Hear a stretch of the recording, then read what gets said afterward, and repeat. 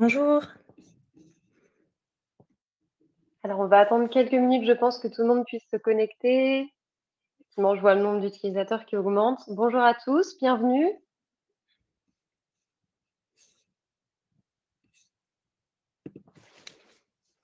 Ce que l'on peut faire peut-être pendant que tout le monde nous rejoint, c'est commencer par se présenter. Donc, bienvenue à tous dans cette session dédiée à HubSpot pour les assureurs. L'idée aujourd'hui, c'est d'aller voir un petit peu vos problématiques, vos cas d'usage métier et comment est-ce qu'on peut les résoudre avec la plateforme HubSpot.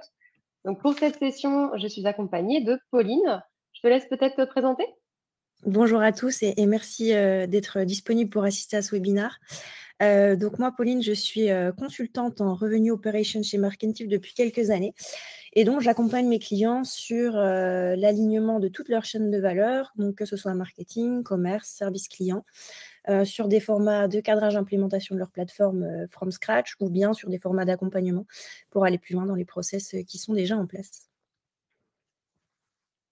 Parfait, merci Pauline. Et de mon côté, donc Céline, je suis consulting et operation manager chez Markentive depuis bientôt 3 ans maintenant. Donc tout comme Pauline, je fais partie de la BU RevOps et même chose, j'accompagne mes clients majoritairement sur HubSpot, mais aussi sur d'autres CRM pour développer leur cas d'usage métier. Je vois que d'autres personnes continuent à se connecter. Donc, bonjour, bienvenue à tous. On va doucement commencer. Peut-être quelques mots à propos de Markentive avant qu'on commence vraiment dans le cœur du sujet. Pour ceux qui ne nous connaissent pas, je vois qu'on a beaucoup de clients existants qui nous rejoignent aujourd'hui, donc je vais être assez rapide sur ces points-là.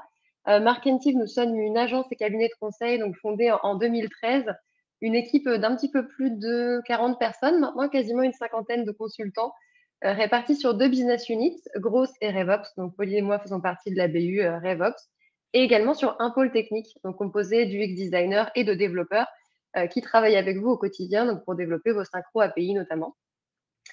Une présence géographique un peu partout en France, avec des bureaux principalement à Paris et à Bordeaux, et une certification ISO 27001 donc, qui est nécessaire pour assurer la protection de vos données, et également Calliope, qui vous permet de bénéficier de financement lors de vos process de formation avec Marketing.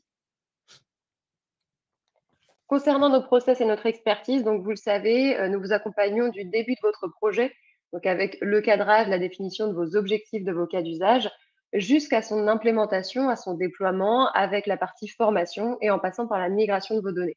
Donc on est vraiment présent tout au long de votre processus pour assurer une adoption la plus importante possible. Et nous sommes partenaires HubSpot, donc depuis notre lancement, partenaire élite, donc le plus haut niveau de partenariat avec HubSpot. Nous sommes d'ailleurs le premier partenaire en France et on vous ajoute le petit lien si vous souhaitez en savoir plus sur les revues que nos différents clients ont pu nous mettre sur notre page partenaire.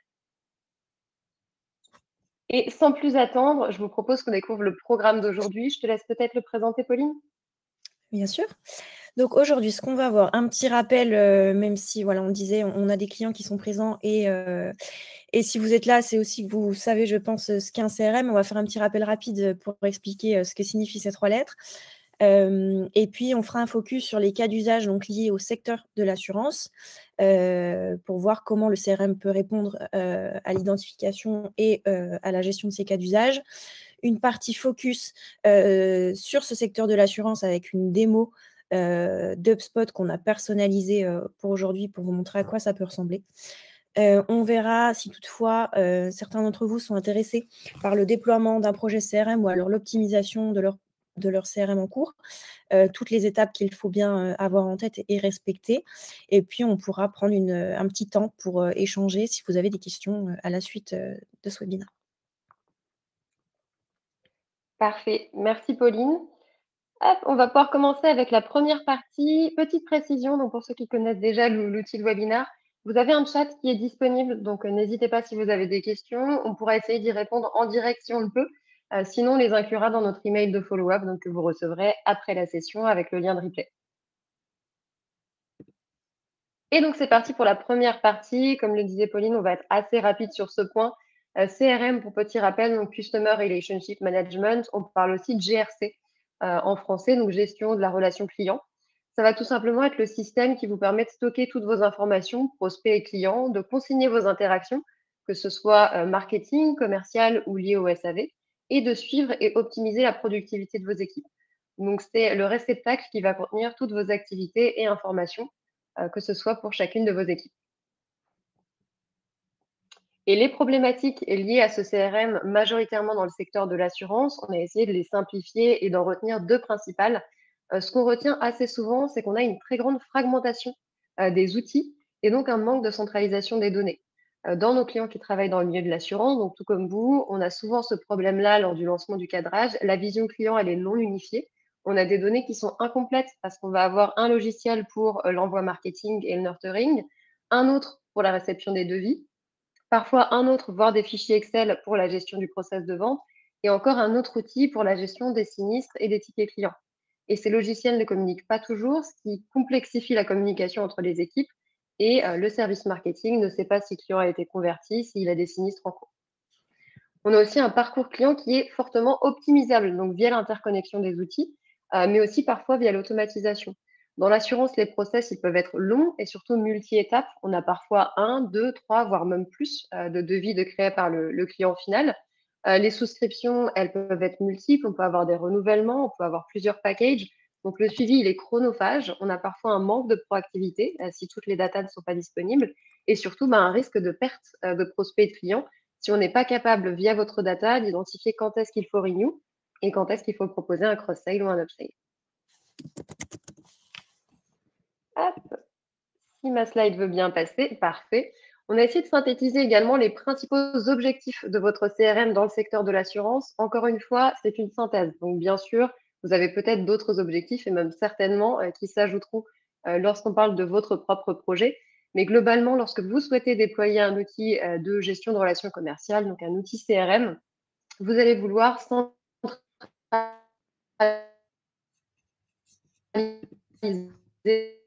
vos données et donc avoir une vision 360 de vos clients et la même visée, un maximum pour optimiser les processus et optimiser la qualité des données.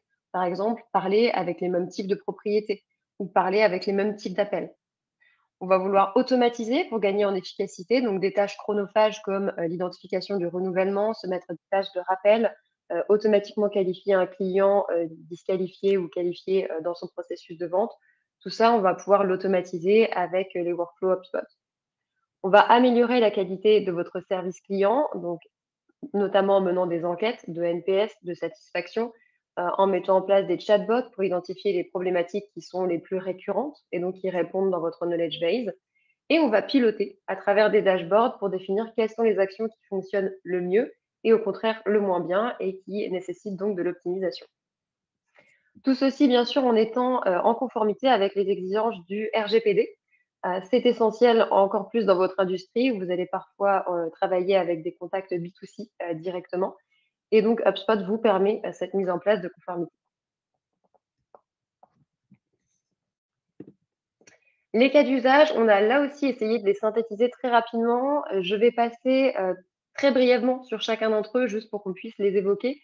Là encore, s'il y a des questions, n'hésitez pas dans le chat. Et le but de la démonstration tout à l'heure avec Pauline, c'est qu'on puisse vous montrer à quoi cela ressemble directement dans l'outil. Donc, vous allez voir qu'on a fait une petite implémentation dédiée au secteur de l'assurance.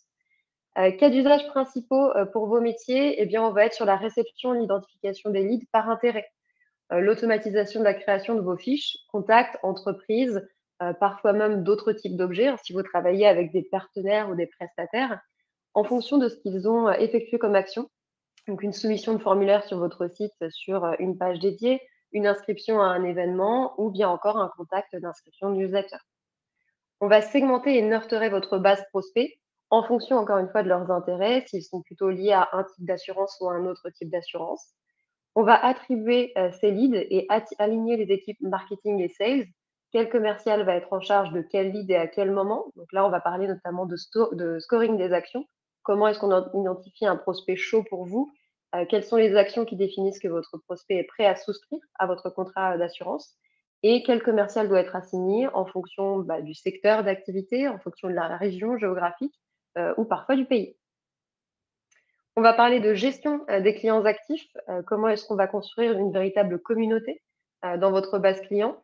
comment est-ce qu'on va éviter aussi de perdre des clients actifs en identifiant les bonnes périodes de renouvellement et d'upsell, c'est le cas d'usage suivant. Et bien sûr, on va reporter sur toutes ces actions. Donc, quels sont le nombre de contrats en cours, le nombre de renouvellements en cours, quels sont les clients perdus, les clients résiliés en cours d'année. Toutes ces statistiques peuvent être disponibles directement dans vos tableaux de bord et on essaiera d'en voir une partie également avec Pauline tout à l'heure.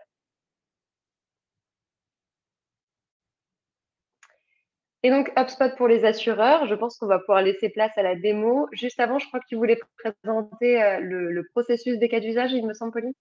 Exactement. Parce qu'on l'a vu du coup dans l'intro, mais effectivement, dans l'assurance, on peut avoir des process et des cycles de vente qui peuvent être longs. Et on a plusieurs équipes qui vont intervenir dans l'ensemble des cas d'usage. Donc ici, on a fait une modélisation de la plupart des cas d'usage qu'on a pu rencontrer avec nos clients dans le secteur de l'assurance. Donc il y a toute la partie acquisition, donc là qui concerne principalement des équipes marketing avec l'envoi de campagnes marketing ciblées sur des contacts qu'on a en base, ou alors d'aller chercher de nouveaux contacts à prospecter via de l'achat de base de données, du scrapping, etc., qu'on va importer dans la base, sur qui on va réaliser des campagnes de publicité payante, on va faire du SEO, du SEA, mettre des formulaires adaptés sur son site, type formulaire d'inscription à des événements, formulaire de contact, etc. Ensuite, on peut avoir du scoring, donc qui va évaluer la qualité d'un lead en fonction de critères démographiques ou comportementaux. Et puis, on va vouloir les nurturer, ces leads-là, pour ensuite pouvoir les transmettre à l'équipe commerciale, soit dès lors qu'ils ont atteint un certain score, justement, on parlait du scoring en amont, soit lorsqu'ils réalisent certaines actions, par exemple, s'inscrire à des événements ou remplir des formulaires de contact. Donc pour la partie prospection, les cas d'usage dans le CRM, donc c'est réaliser toutes les activités de prospection commerciale, que ce soit les appels, l'envoi d'emails en one-to-one, que ce soit automatisé via séquence ou vraiment personnalisé à un contact en particulier. La gestion et le suivi des opportunités dans un pipeline commercial. Il peut y avoir plusieurs pipelines commerciaux en fonction de vos process, si vous avez plusieurs process de vente. Des relances automatisées une fois que vous avez entamé cette prospection commerciale et le suivi contractuel pour aller relancer vos leads qui sont un petit peu dormants. Et puis toute la partie onboarding et gestion contractuelle, donc dès lors que vous avez des accords de signature de contrat avec vos leads qui deviennent du coup des clients, toute la partie gestion sinistre, si vous gérez cette partie-là dans vos process. Et puis, on revient un petit peu au marketing, puisqu'une fois qu'on a nos clients en base, on va vouloir les fidéliser ou les réactiver si toutefois ils n'ont plus contractualisé avec nous depuis quelque temps, réaliser des relances commerciales. Et puis, on parlait du service client, on va avoir toute la gestion aussi du ticketing, donc des demandes entrantes de vos clients lorsqu'ils ont des soucis. Je ne sais pas si vous avez des plateformes de connexion, des soucis de connexion, de mots de passe, etc. ou autres, besoin d'infos sur certaines modalités du contrat qui vous lie.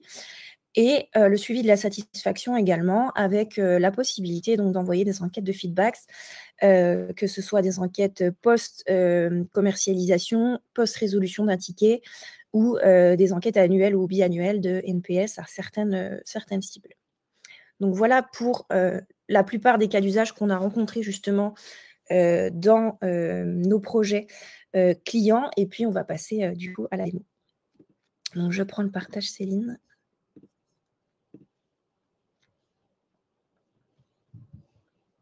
Donc, nous voilà dans HubSpot. J'espère que vous voyez bien mon écran. Oui, ça fonctionne, on est sur les contacts. Parfait. Donc là, on est sur une instance de démo. Donc, on a personnalisé pour ce webinaire. Ce que je veux vous montrer en intro, c'est que dans HubSpot, vous avez, on parlait d'alignement, mettre des infos dans la database qui sont vraiment propres à votre organisation. Alors, il y a ici, on les appelle des objets dans HubSpot, mais ça correspond en fait à des tables de données. On va avoir différents objets natifs, par exemple les contacts, les entreprises si vous travaillez la gestion de compte. les transactions, donc toutes les opportunités commerciales dès lors qu'on commence les premiers échanges commerciaux jusqu'à la signature finale ou bien la perte du deal si toutefois on a abandonné en cours de route. Les tickets donc pour la partie service client. Et puis après, on a la possibilité, selon le niveau d'abonnement que vous avez, de créer des objets custom personnalisés, par exemple des contrats, d'autres types de cibles, etc. Et donc ici, on a une vue liste, par exemple, de tous les contacts. Si je vais dans la partie entreprise, si je gère des comptes, je vais avoir une vue de tous les comptes et ça va être la même chose pour tous les objets. Là, par exemple, les transactions que je peux avoir en vue pipeline lorsque j'ai personnalisé mes étapes de cycle de vente. Donc, tous les deals sont classés par étape de pipe ou bien en vue liste, tout comme les contacts et les comptes, si on préfère les avoir ainsi. Et c'est la même chose pour les tickets.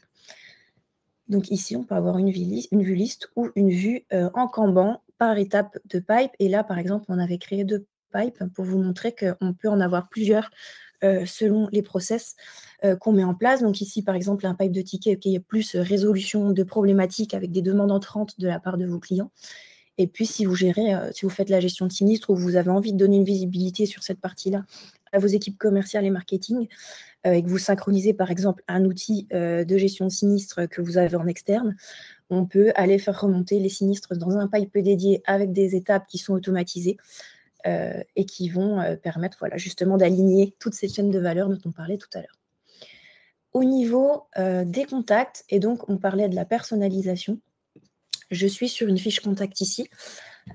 Donc, on peut avoir une vue détaillée des éléments qui vont qualifier donc, le contact. Donc ici, par exemple, nous, on a personnalisé la partie gauche, on a pris le parti de mettre plutôt des infos démographiques et qui était le commercial en charge de ce contact-là. Et sur la partie centrale, plutôt afficher des infos liées à la segmentation. Par exemple, ici, on peut voir que c'est un contact en phase de cycle de vie lead qualifié par l'équipe commerciale, donc il y a un travail commercial en cours.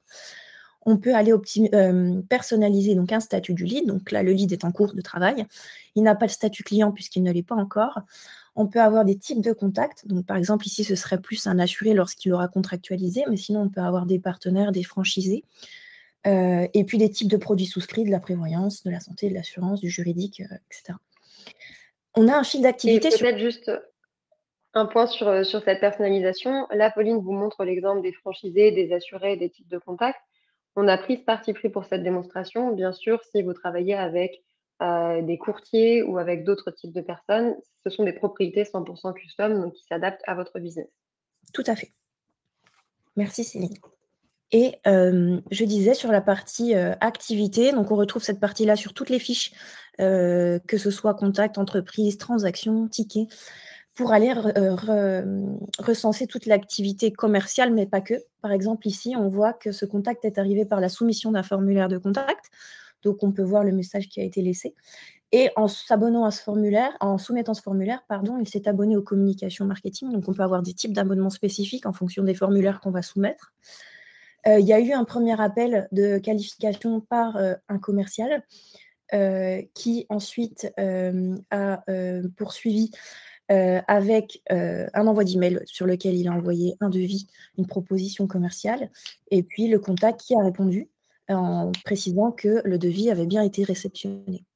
On peut voir sur la partie de droite tous les éléments qui sont associés à cette fiche. Donc, encore une fois, j'insiste sur le point de l'alignement, mais on a une vraie visibilité sur tout ce qui va composer un contact ou un compte dans le CRM. Donc là, on voit que ce contact est rattaché à l'entreprise Markentive, qu'il a une opportunité commerciale en cours, et la phase correspond bien du coup à là où on en est au niveau du travail avec le commercial, des tickets une fois qu'on est sur la partie contractuelle. Ce qu'on a fait également pour vous montrer, c'est qu'on a personnalisé ici certains onglets. Donc ça, on peut le faire selon le niveau d'abonnement que vous avez. Sinon, on va aller personnaliser plutôt celui-là qui est la vue d'ensemble, mais qui fait déjà beaucoup de choses. Par exemple, ici, on va recenser tous les contrats, donc que ce soit l'ensemble des contrats signés, les contrats actifs ou les contrats achevés arrivés à échéance. On peut faire un onglet sur la gestion des sinistres. Donc là, on a l'ensemble des sinistres et on fait un focus sur les sinistres en cours de gestion. Et puis, on a la partie service client avec les tickets qui sont ouverts. Donc, on peut cliquer et avoir un accès rapide à cette fiche ticket. Sur la partie de gauche, on peut aller également afficher des informations des propriétés de façon conditionnelle.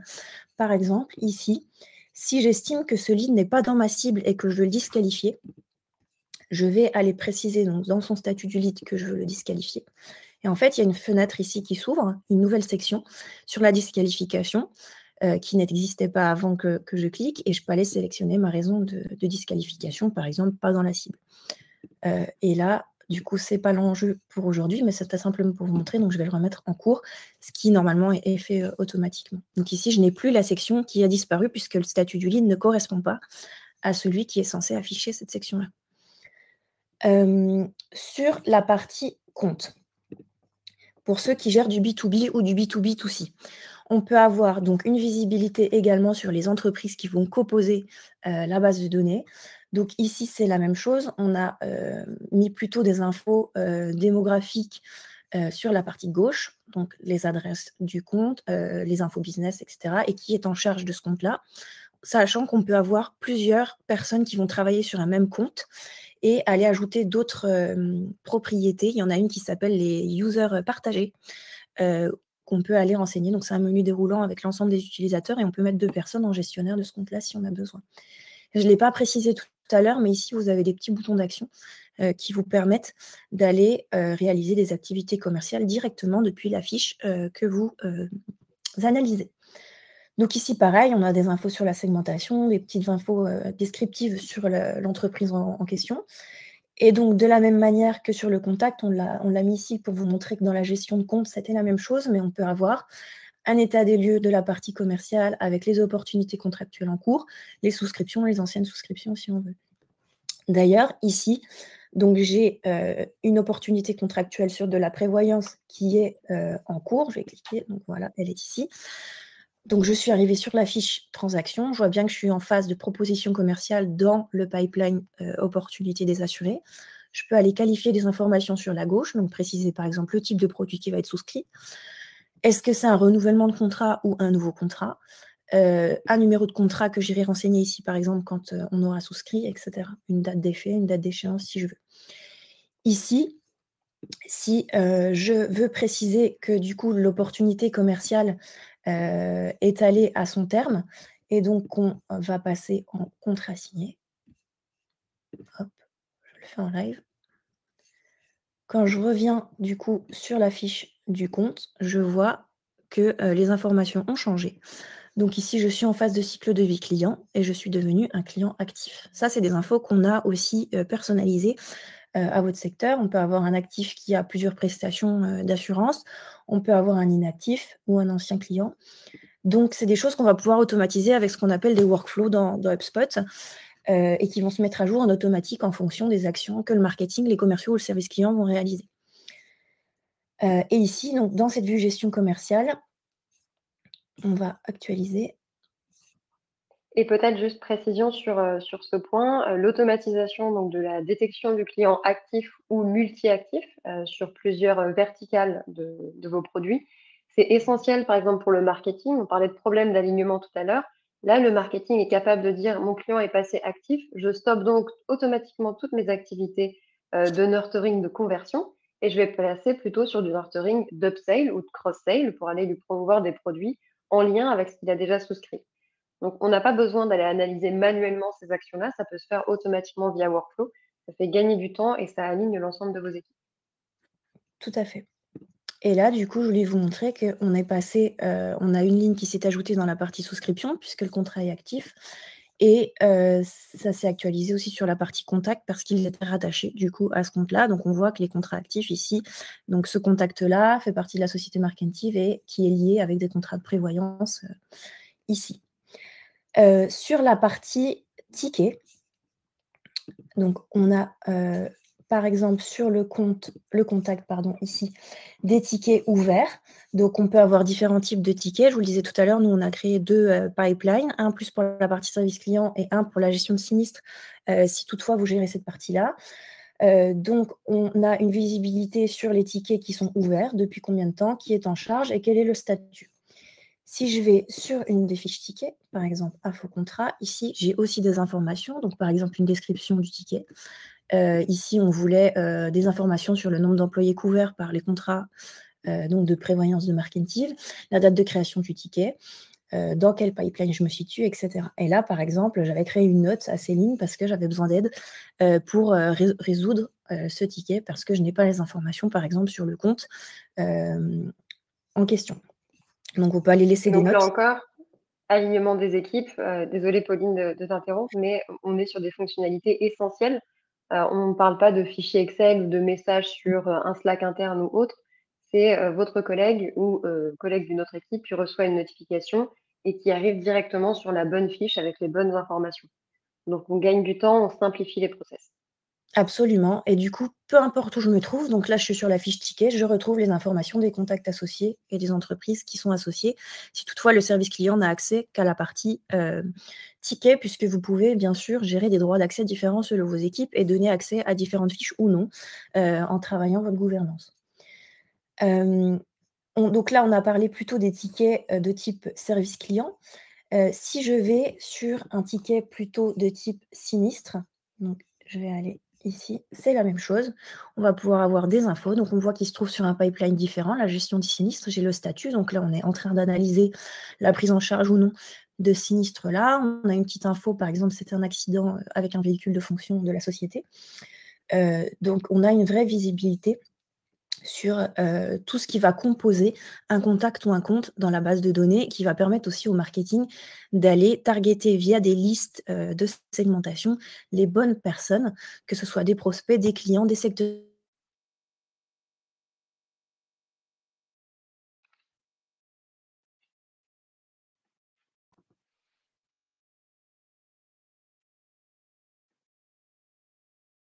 Ah, je crois que nous avons perdu la connexion avec Pauline.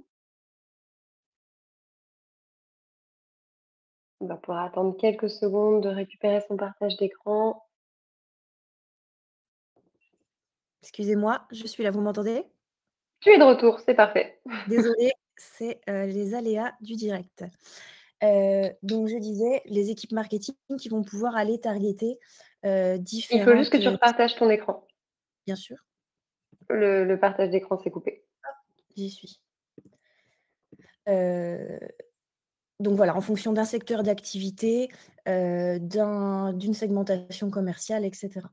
Et puis ça permet aussi, on parlait de nurturing tout à l'heure, mais d'aller, analyser la base et de voir qui sont, les contacts et les comptes qui sont en cours de travail commerciaux pour éviter de les solliciter, de les sursolliciter avec des campagnes marketing, plutôt laisser la partie, service commercial, travailler et puis reprendre ensuite si toutefois, on a besoin d'aller plus loin sur de l'envoi de documents, par exemple des livres blancs, et cetera, pour aller nurturer un petit peu plus si le commercial a besoin d'accompagnement, pour contractualiser. En parlant de tickets, qu'on a vu tout à l'heure, ce qu'on voulait vous montrer, là on prend cet objet-là en particulier, mais ça correspond aussi, pour toutes les fiches. On a plusieurs sources de création, de données dans la base de données. Au niveau des tickets, vous pouvez avoir, donc des formulaires qui sont sur votre site, que vos clients vont aller saisir pour vous, informer qu'ils ont besoin de vous, qu'ils ont une demande en particulier. Vous pouvez avoir des tickets qui vont être créés si toutefois vous avez des outils de téléphonie, qui sont connectés. Donc on parlait pas, mais je vais vous dire notamment d'entreprises, je vais penser à Aircall, qui va s'interfacer facilement, avec HubSpot et qui va pouvoir en automatique créer des tickets dans HubSpot si, certains motifs d'appel, sont saisis par votre, service client. Et on va avoir un petit outil qui est intéressant, qui est le chatbot qu'on voulait vous partager. Donc ici, j'ouvre une fiche, avec, un contact qui a, interagi avec un chatbot qu'on avait implémenté pour la démonstration. Donc Céline, ici sur sa fiche, on a le fil d'activité. Donc on a les messages que le chatbot a envoyés et on a les réponses, de Céline. Et on voit ici que le ticket a été créé par un bot, donc a été associé à la fiche de Céline. Et donc ça fonctionne un petit peu, comme un workflow pour ceux qui sont à l'aise, avec HubSpot, où on va ici paramétrer les éléments qu'on veut voir apparaître dans le chatbot. Donc, quel est le message de bienvenue lorsque le contact interagit, enfin, démarre la gestion avec le chatbot. Ce que le chatbot va préciser. Ici, par exemple, on va demander au contact de nous préciser son adresse email pour qu'on puisse ensuite prendre en charge la résolution de sa demande. Et on précise qu'on veut enregistrer sa réponse dans la propriété email. Donc ça, par exemple, ça permet d'aller mettre à jour l'email avec l'information la plus à jour possible. On précise ici qu'on veut créer le ticket. Je vous disais tout à l'heure, le chat est une source de création du ticket si on le souhaite. Donc, dans quel pipeline, dans quel statut, etc. Quelles sont les infos qu'on veut afficher dans le ticket. Et puis, qu'est-ce qui se passe une fois qu'on a le chatbot qui clôture la conversation? Donc là, par exemple, on a mis un jeton de personnalisation avec l'email pour que Céline puisse voir qu'on a bien pris en compte son email et vérifier aussi s'il est bon et qu'il n'y a pas d'erreur dans ce qui a été saisi. Donc, on s'assure encore une fois que la fiche contact va être mise à jour correctement. Donc ça, c'est pour créer du coup un chatbot. On parlait aussi pour la partie service client des enquêtes de satisfaction, NPS, etc. C'est quelque chose qui peut se faire dans HubSpot. Donc ici, enquête, et on va pouvoir aller créer des enquêtes, dont je vous le disais tout à l'heure, de satisfaction post-contractualisation, post-résolution de ticket, NPS. Et on va pouvoir définir à qui on les envoie avec des automatisations, comment on traite les notes qui vont être attribuées. Est-ce qu'on appelle, on fait appeler les détracteurs? Est-ce qu'on envoie quelque chose de particulier aux promoteurs, etc. Et puis, ces enquêtes-là, c'est un formidable outil de nurturing et c'est surtout un outil de visibilité pour l'ensemble de vos équipes. Pauline le disait, en fait, si je fais une enquête de NPS, par exemple, qui est une fois par an, le NPS, il se stocke dans une propriété de contact qui est consultable par les autres équipes et on peut avoir des automatisations qui se lancent automatiquement. Typiquement, si je suis un détracteur, donc mon score est en dessous de 5, je peux automatiquement avoir une tâche assignée au commercial pour le rappeler et comprendre la problématique. Si je suis au-dessus de 8, par exemple, donc un promoteur, on peut par exemple me proposer d'aller mettre un avis sur votre site internet ou de réaliser un cas client, et ainsi de suite. Donc c'est assez sans fin en termes de possibilités et ça permet vraiment d'adresser l'ensemble de vos cas d'usage. Tout à fait. Ce qu'on voulait vous montrer aussi sur la partie démo et qui est intéressant, c'est la partie évidemment reporting. Donc on a mis quelques petits rapports qui vont vous parler. On peut faire autant de tableaux de bord qu'on a d'objectifs. On recommande néanmoins de ne pas aller les démultiplier, mais de vraiment avoir un tableau de bord par objectif. Par exemple, un tableau de bord qui va traiter de la performance commerciale, un qui va traiter de la performance marketing, un qui va traiter de la partie service client, un tableau de bord relatif à la partie sinistre, etc. Ici, on a plutôt scindé un seul tableau de bord en plusieurs sections pour vous montrer rapidement ce qu'il est possible de faire. Donc, par exemple, sur l'état de la base de données, on va pouvoir afficher les contacts créés mensuellement par source de création. Donc ça, c'est intéressant pour la plupart de vos équipes, je pense. Et ici, on peut voir, par exemple, en novembre, la répartition des sources sur les créations de contacts. Quand on fait du B2B également, on aime bien avoir une visibilité sur la composition de sa base. Donc, on peut avoir les comptes qui vont composer la base par secteur d'activité pour voir sur lesquels on doit lesquels on doit prioriser parce qu'ils sont plus représentatifs de la base de données et qu'en plus, ils font partie de notre cible prioritaire. On va pouvoir avoir les contacts par phase du cycle de vie pour voir également comment est composée la base. Donc, quelle est la phase de cycle de vie la plus représentée aujourd'hui et en tirer des conclusions. Sur la partie performance commerciale, on peut avoir, on ne l'a pas précisé, mais dans HubSpot, vous pouvez créer des objectifs commerciaux. Par exemple, un chiffre d'affaires à atteindre mensuellement et par an, pardon. Un chiffre d'affaires par commerciaux, un nombre de deals à closer, etc. Là, par exemple, on a toutes les transactions par étape de transaction avec des taux de conversion par phase. Là, je vous en parlais des objectifs. Du coup, on peut avoir une visibilité sur l'atteinte des objectifs. Donc là, il est dépassé. Et ici, il reste quelques euros à aller chercher. On peut afficher les transactions gagnées et perdues sur une temporalité donnée. On peut afficher son forecast. Donc, quel est le chiffre d'affaires estimé dans les phases de deal. Sur la partie service client, afficher des infos, par exemple, les temps de fermeture moyen des tickets, le nombre de tickets ouverts par représentant. Par exemple, ici, j'en ai 2 et on voit quels sont leurs statuts. Le nombre de tickets créés par mois pour avoir une visibilité et une évolution afin de comprendre pourquoi certaines périodes sont plus denses en termes de résolution de tickets. Et si toutefois, on travaille sur la gestion des sinistres, on peut afficher par exemple le nombre moyen de sinistres par compte, les comptes avec le plus de sinistres pour pouvoir déclencher des actions rapidement. Et ce qui est intéressant, c'est qu'ici, donc on a la visibilité globale, mais lorsque l'on clique par exemple ici sur une barre, on va avoir le détail donc des 13 comptes qui sont, ou contacts, puisqu'ici on est dans les contacts, qui sont dans la phase opportunité. Donc voilà pour cette partie démo. J'espère que ça vous a aidé à vous projeter et que vous visualisez davantage comment HubSpot peut répondre à vos besoins, à vos process et à vos cas d'usage interéquipe. Merci Pauline. N'hésitez pas encore une fois sur la partie questions. Je vois qu'on en reçoit quelques-unes dans le chat. Le temps passe très vite, donc je vais peut-être reprendre la main sur la fin de la présentation, juste sur comment lancer votre projet CRM et on y répondra dans l'email de follow-up. Normalement, les slides devraient réapparaître à l'écran. Parfait.